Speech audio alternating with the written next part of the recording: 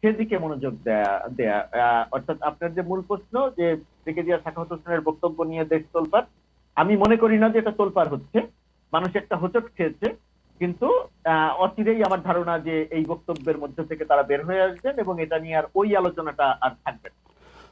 অনেকেই কিন্তু ওনার পদত্যাগও চেয়েছেন বা চাচ্ছেন। আপনি কি মনে করেন সংবিধানে অ্যালাউ করে কিনা কাউকে পদত্যাগ করানো যায় দেখেন, কিনা?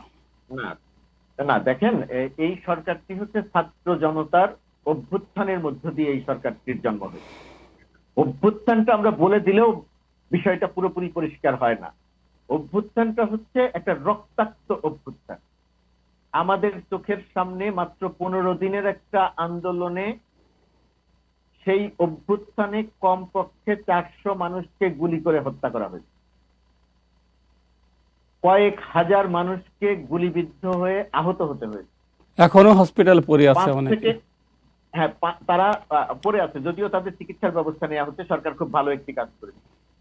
চোখ হারিয়েছেন 200-300 মানুষ। 500-600 মানুষের চোখে সররা গুলির শিশা লেগেছে।